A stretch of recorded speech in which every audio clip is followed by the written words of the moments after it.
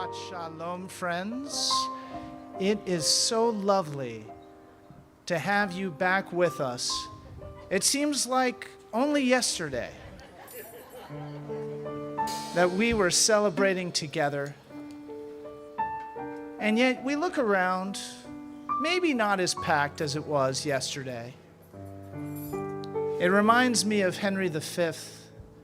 We few, we happy few, we band of brothers. Because tonight, we actually find out. We find out about whether or not the past 10 days had meaning for us. This is where the proverbial teshuvah rubber meets the road. Are we different? Have we changed? Have we turned into the best version of ourselves that we can be? Are we ready to take the gift of rest, the gift of Shabbat? Are we ready to make it a part of ourselves? Are we ready to have it propel us into the people we know we can be in this year, 5,782? So I want to thank you for joining us, whether you're joining here or joining online.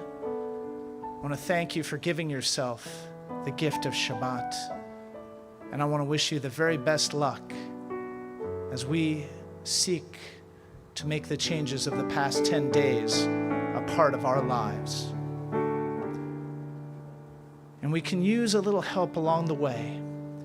And so we invite, according to our tradition, those angels who usher into Shabbat to also help us along our way, along that path of Teshuvah. Shalom Aleichem can be found on page 24 in our Sidurim.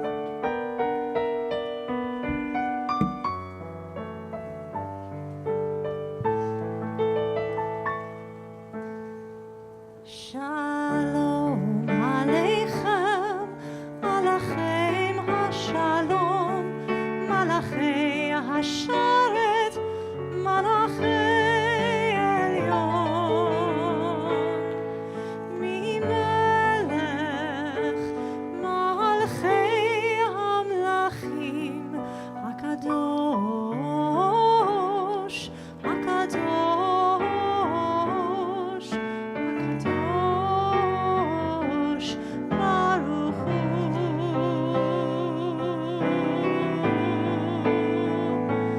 Baruch Hu.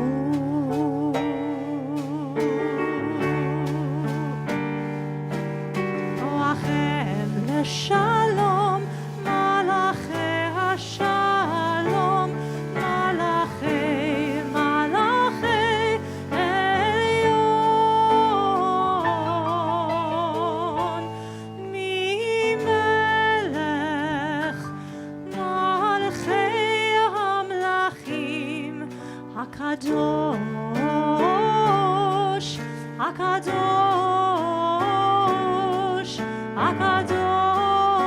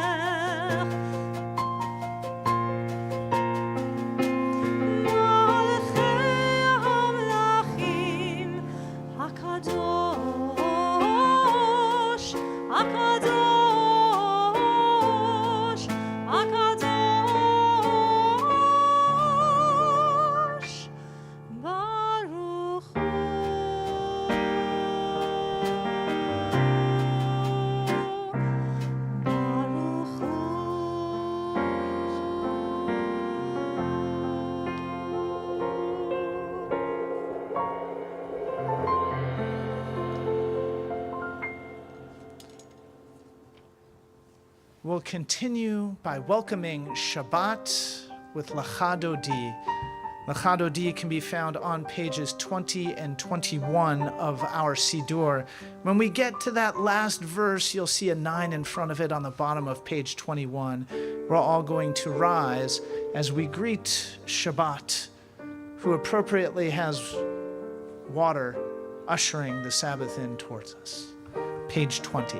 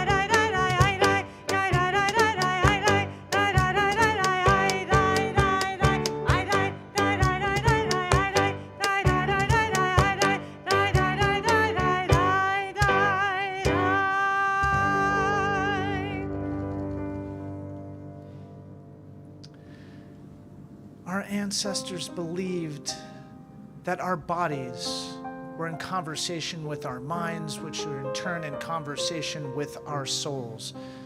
So in Jewish prayer, we don't just think about what we want to pray. We don't just recite the words. We also use our bodies. So as we enter our prayers in earnest, I invite you to feel the ground beneath your feet. Feel the air as it caresses over your hands. Get in touch with what we're feeling, the beat of our hearts. For some of us, the pain in our necks. Whatever it is, it's trying to tell us something. And as we enter worship tonight, let's let our body inform our minds and our souls, and let our souls inform our minds and our bodies. The Baruch Hu prayer on page 28.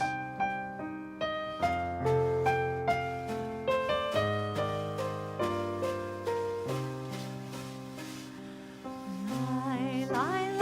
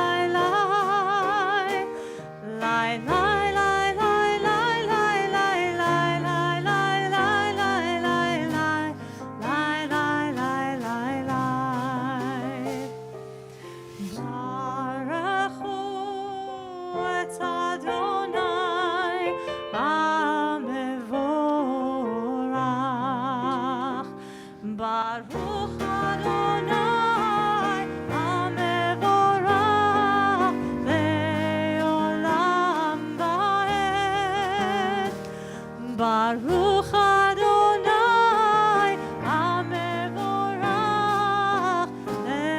le'olam va'ed. We continue on page 32 with Ahavat Olam.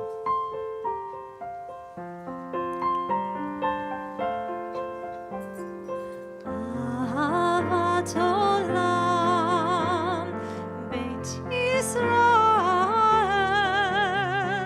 Amcha ahavta, Amcha ahavta.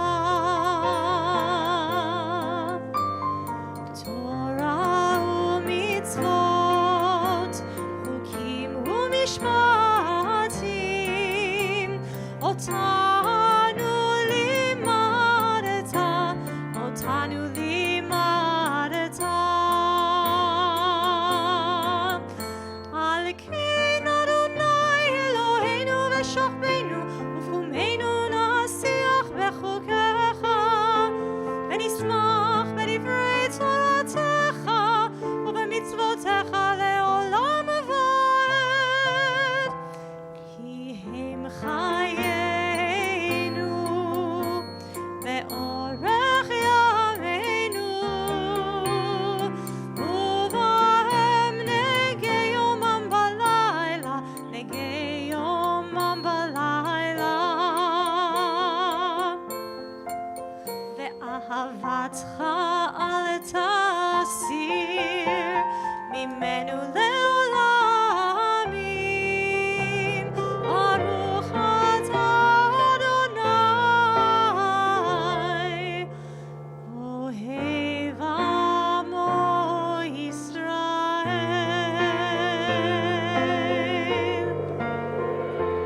אוהב עמו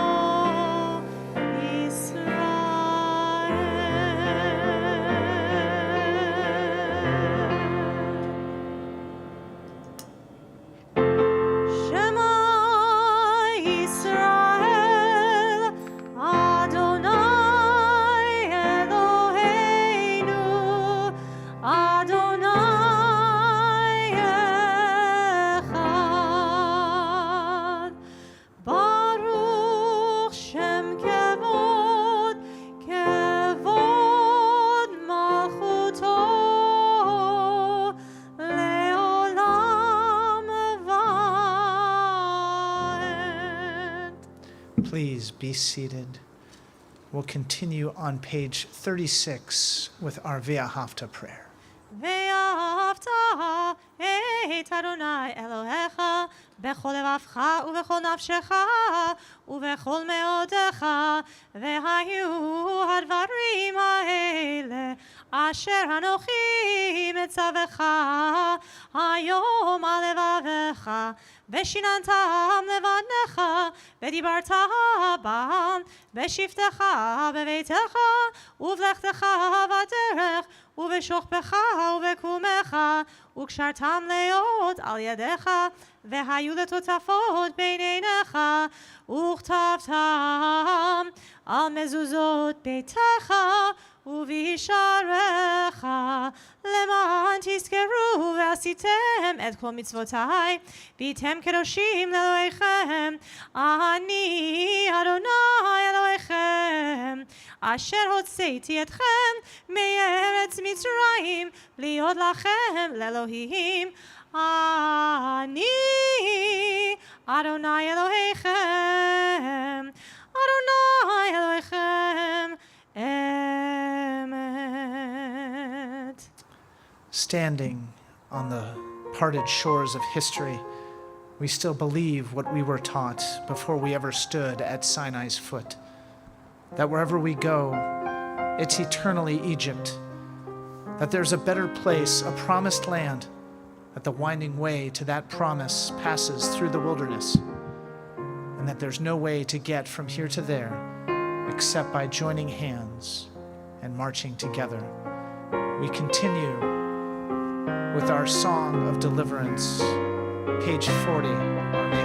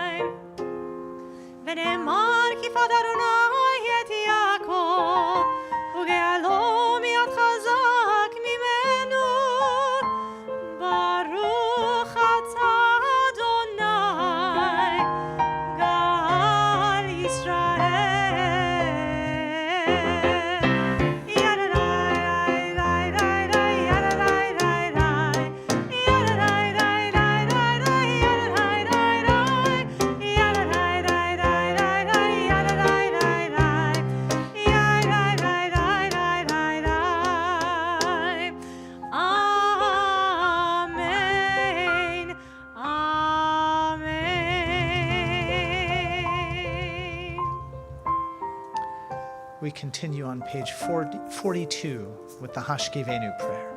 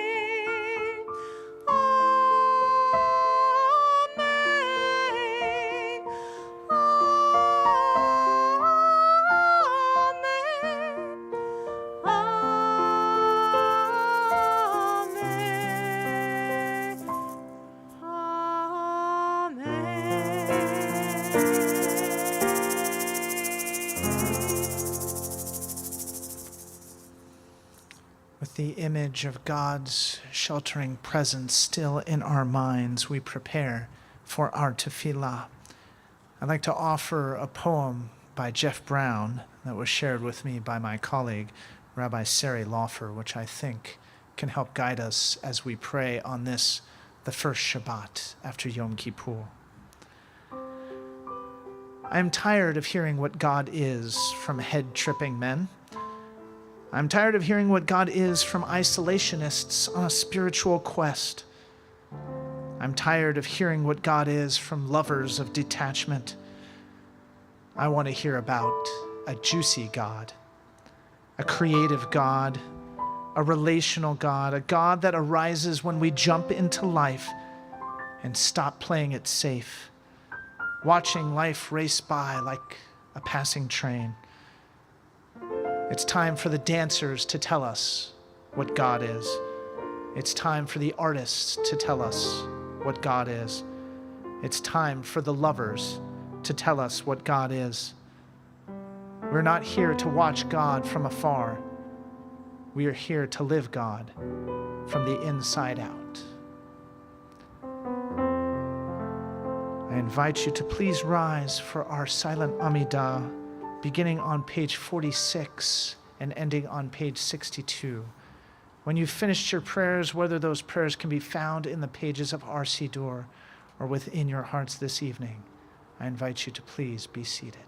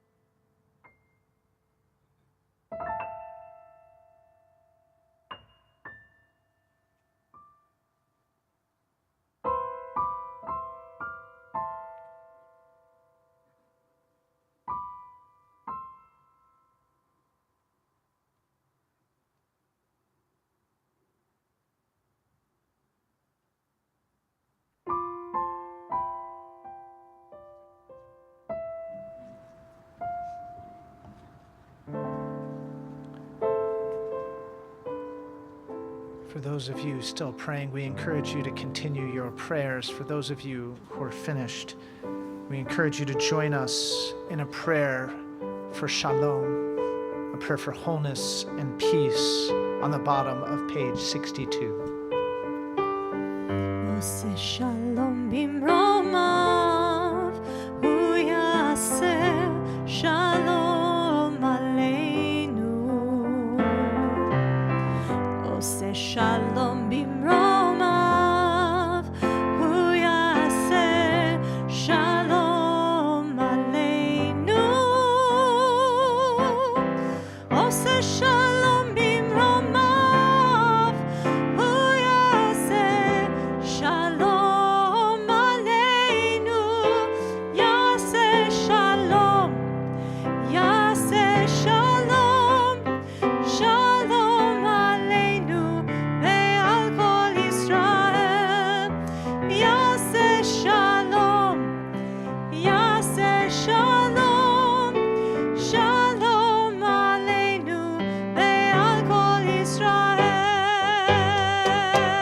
עושה שלום במרומיו, הוא יעשה שלום עלינו. עושה שלום במרומיו, הוא יעשה שלום עלינו. עושה שלום במרומיו, הוא יעשה שלום עלינו. יעשה שלום, יעשה שלום, שלום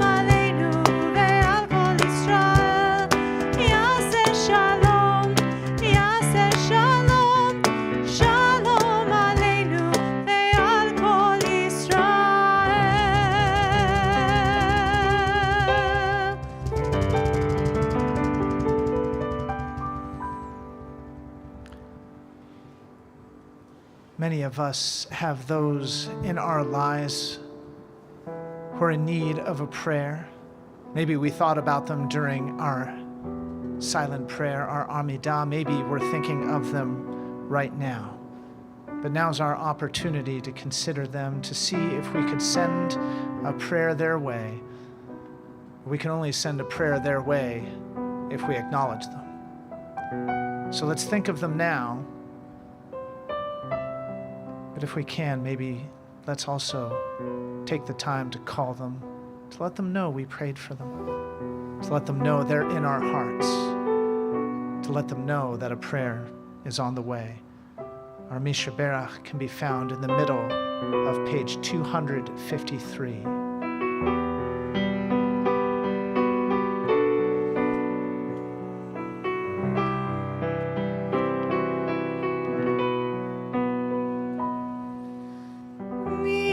Mishaberach Avoteinu, Avraham, Yitzchak veYaakov. Mishaberach Imoteinu, Sarah, Rivka, Leah veRachel.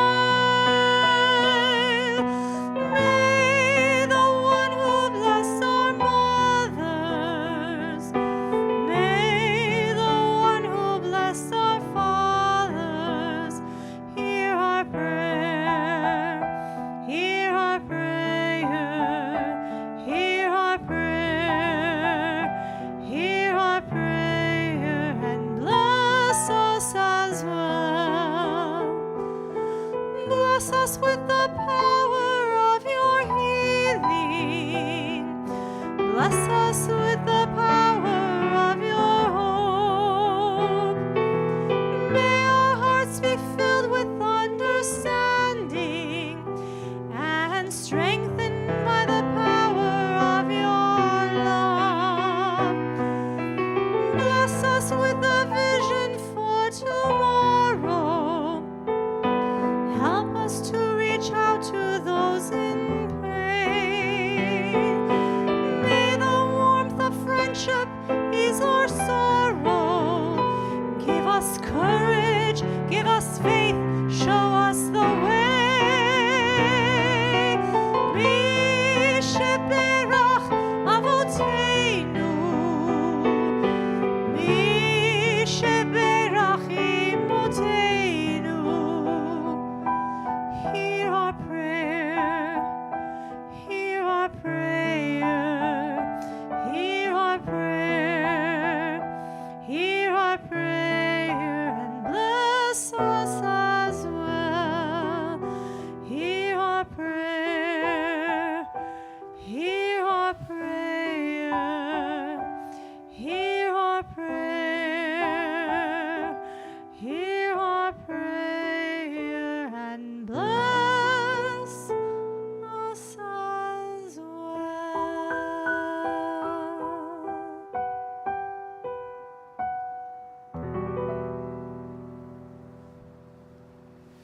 Thank you.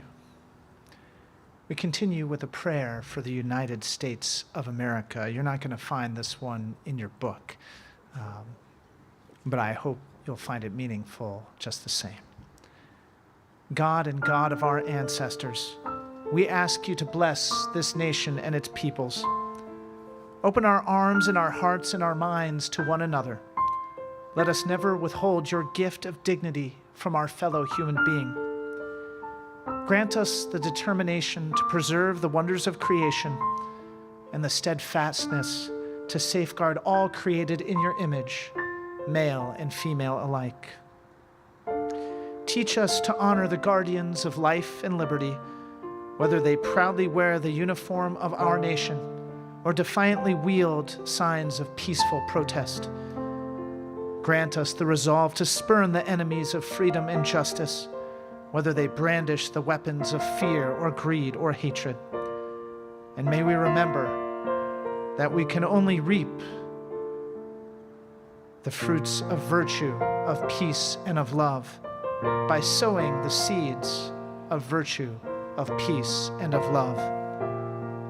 Then shall justice roll down like waters, righteousness like a mighty stream.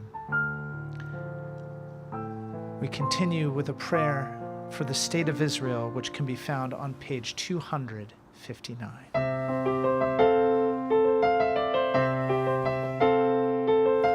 Avinu Shebashamayim, Zur Yisrael v'go'alo, Barech et Medinat Yisrael, Reshit Tzmichat Ge'ulatenu. Heavenly One, protector and redeemer of Israel, bless the state of Israel, which marks the dawning of hope for all who seek peace. Shield it beneath the wings of your love. Spread over it the canopy of your peace. Send your light and truth to all who lead and advise and defend, guiding them with your good counsel. Establish peace in the land and fullness of joy for all who dwell there. And together we say, Amen. Avinu Shebashamayim, Zur Yisrael v'go'alo, Amen. Selah, Amen. Selah.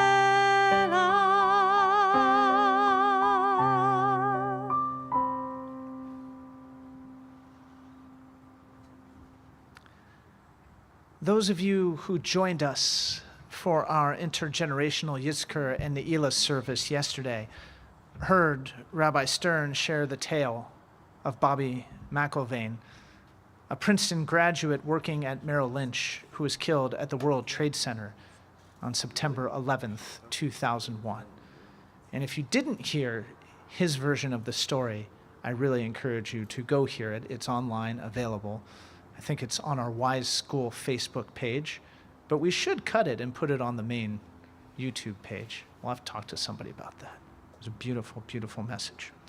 I'm only going to give you the cliff notes of that story.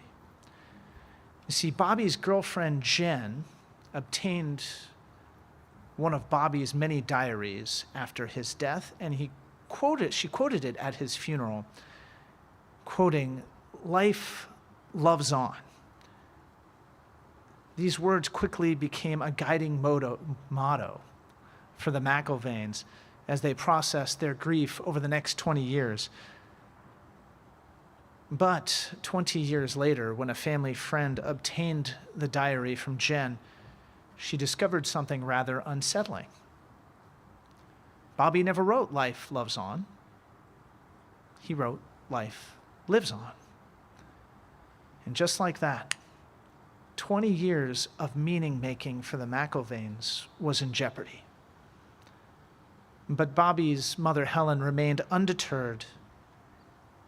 She apparently saw the beauty in the misunderstanding and decided that regardless of what Bobby actually wrote, life truly does love on. I wanted to revisit this story so soon tonight because it's eerily reminiscent of a verse we find in this week's Torah portion, Ha'azinu, comprised of a song recited by Moses to the Israelites on the eve of his passing and their departure for the Promised Land. The Parsha figuratively describes the origins of the Israelites as well as the fate that awaits them when they ultimately reject their God and are doomed to destruction, but then will be saved once again and delivered from their tormentors. But buried within this hymn is a very confusing verse describing, of all things, the origins of the peoples of the world. It goes like this. When El Elyon, the Most High, gave the nations their homes and set the divisions of humanity, God fixed the boundaries of the peoples, lemispar b'nei Yisrael, according to the number of the Israelites. And the portion of Adonai is God's people, Jacob, God's inheritance. Our ancestors, the rabbinic sages, spilled much ink trying to understand this puzzling verse. After all, how were the nations of the world divided according to the number of Israelites? I mean, what even is the number of the Israelites? According to Rashi, this refers to the nations of the entire world, which he considered to number 70, equivalent to the number of individuals who journeyed with Jacob down to Egypt to settle there. Some of Rashi's successors argued that, in fact, it wasn't the nations of the entire world that the song is talking about. It's actually just talking about the 12 nations of the Canaanites, mentioned way back in the book of Genesis, which were equivalent to the 12 tribes, the 12 sons of Jacob. But either way, it kind of seems like a guessing game, right? I mean, your guess is as good as mine what the numbers of Israel were, and therefore the numbers of the nations of the world. And it remained that way until the modern era, when Jewish scholars began to search other translations of the Bible for clues, specifically the Greek Bible, known as the Septuagint, and the Latin Bible, known as the Vulgate. And they translate this verse much differently. They translate it like this. When El Elyon, the Most High, gave the nations their homes and set the divisions of humanity, God fixed the boundaries of the peoples, the Mispar B'nai Elim, according to the number of gods. And the portion of Adonai is God's people, Jacob, God's inheritance. Now that's a lot different, because it implies that not only did the author of this song believe that there were many gods running around, she also believed that Adonai, the God of the Israelites, wasn't even the big God. That God was somebody called El Elyon. Our God was just some God who got attached to Israel. So as you can probably imagine, this explanation wasn't wholeheartedly embraced by the Jewish community. But then in 1947, something fantastic and strange and unforeseen happened. We found another copy of the Bible, this one written in Hebrew, in a little village called Qumran. We call it the Dead Sea Scrolls. And the Dead Sea Scrolls confirmed that the Septuagint and the Vulgate were in fact correct. The original version of this song was in fact polytheistic. Our ancestors believed in many gods, that El Elyon divided the nations up according to the number of gods, and Adonai got Israel. Lucky Adonai. And that leaves us in an interesting predicament, because we have to decide. What do you do with this rather disappointing news? And I don't know about you, but I was raised on a steady diet of this notion that there was a guy called Abraham, and he was the first monotheist, and he came up with this idea, and all ever since we've been believing in one God, and that's sort of the way it's been. And Shema Yisrael, Adonai Eloheinu, Adonai Echad is this grand statement of monotheism, which it can't possibly be if this song is correct, if the Dead Sea Scrolls are correct. What do we do with that? And we really only have three choices. We can forget about it. We can erase it. We can leave it in the past. We can do the very same thing that the authors of the text that we have in our possession, called the Masoretic text, did. They wiped it away. They replaced Elim with Yisrael and changed the meaning of the verse. Or we can say, you know what? It's all wrong. It's all a joke. everything I've been taught all this time, everything we've been reading, it's for naught. Why are we even doing this stuff if it's just a lie? Or we can do the same thing that Helen McIlvaine did.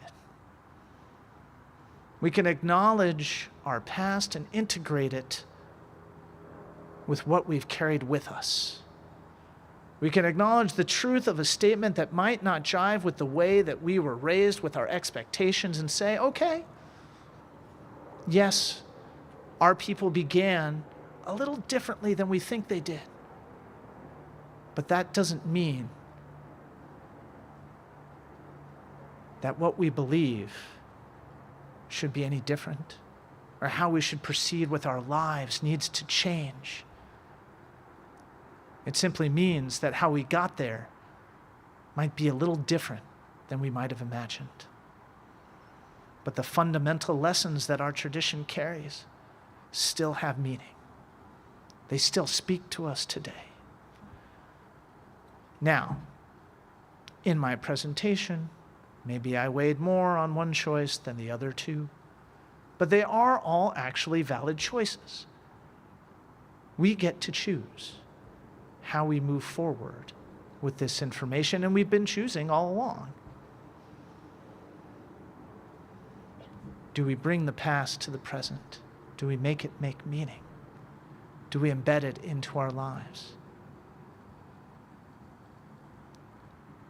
Do we dismiss it? Or do we dismiss that which has happened since? The choice remains up to us.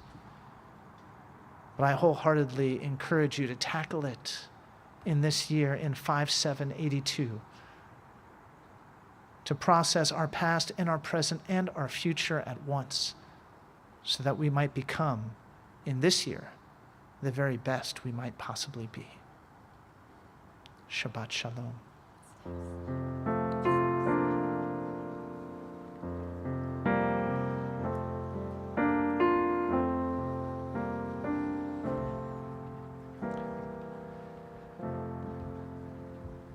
Now, we have people who are celebrating this weekend. You met some of them already because they're celebrating with Jasper Lasser, who's about to become bar mitzvah tomorrow. You saw his mother, Jennifer, and I believe we have Paula and Barb so far? Oh, okay. So everybody's here now. Okay, amazing. So Jasper and his mother and his three grandmothers are here. But we're going to invite Jasper up to help lead us in our Kaddish on page 5. If there's anybody else who has something wonderful going on in their lives recently or in the next few weeks, I'm going to invite you to please rise. Go ahead. Does anybody have anything coming up? A good simcha, something fun? Maybe you're going on a trip, an anniversary, a birthday. Oh, another bat mitzvah. Amazing, amazing. You don't have to come up. I'm just asking you to stand up. No, it's okay. But in fact, we're going to ask all of you to celebrate with Jasper tonight. So we're going to ask all of you to please rise. We're on page 5 for our Kiddush. Baruch atah Adonai Eloheinu melech haolam, borei peri hagafen. Baruch atah Adonai Eloheinu melech haolam, asher kiddeshanu b'mitzvotav v'ratzavanu, v'shabbat kodsho be'ahava u'v'ratzon hinchilanu, zikaron lemaseh v'reishit, ki hu yom techila lemikra'ei kodesh, zecher litziat mitzrayim, kivanu v'charta ve'otanu kiddashta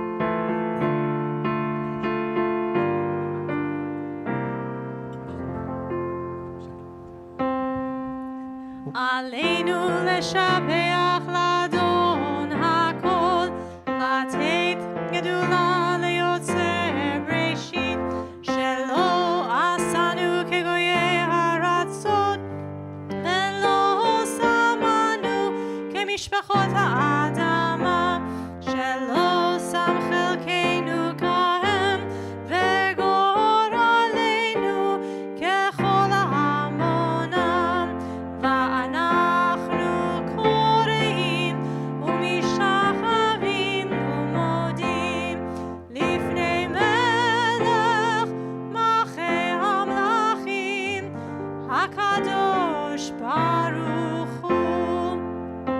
ונאמר והיה אדוני למלך על כל הארץ ביום ההוא, ביום ההוא יהיה אדוני אחד, ושמו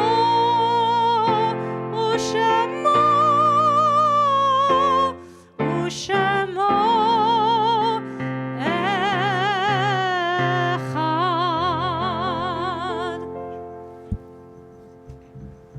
Please be seated.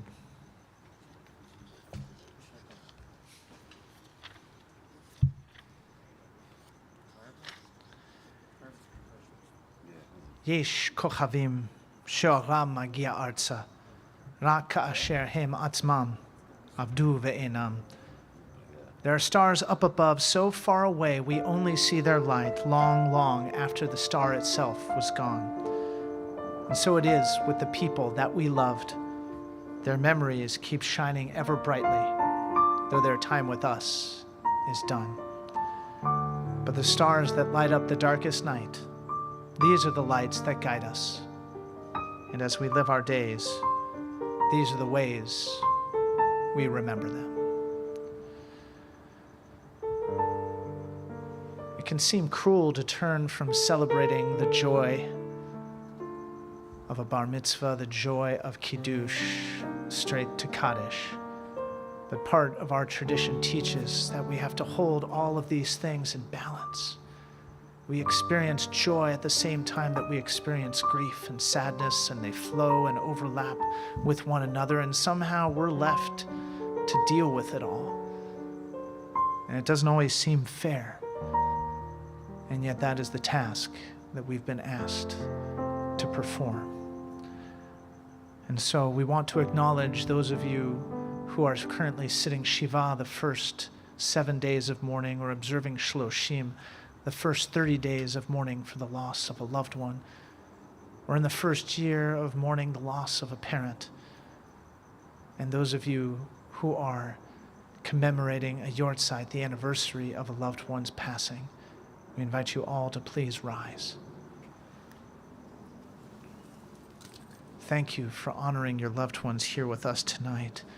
I invite our whole community to rise on page 294 as we say the words of Kaddish Yatom. Yitkadal v'yitkadash Shemei Rabbah bi'alma divra chiruteh v'yamlich malchuteh b'chayei chon u'v'yomei chon u'v'chayei d'chol Beit Yisrael v'agala u'v'zman kari v'imru amen. Yehi Shmei Rabbah mevorach leolam olmei omaya. Yitbarach v'yishtabach v'yitpoar v'yitramam v'yitnaseh. V'yitadar v'yitaleh v'yitalal Shmei d'Kudisha brichu. Le'ela min kol birchata v'shirata. Tushbachata v'nechemata. Ta'miran bi'alma v'imru amen. Yehi Shlama Rabba min Shemaya.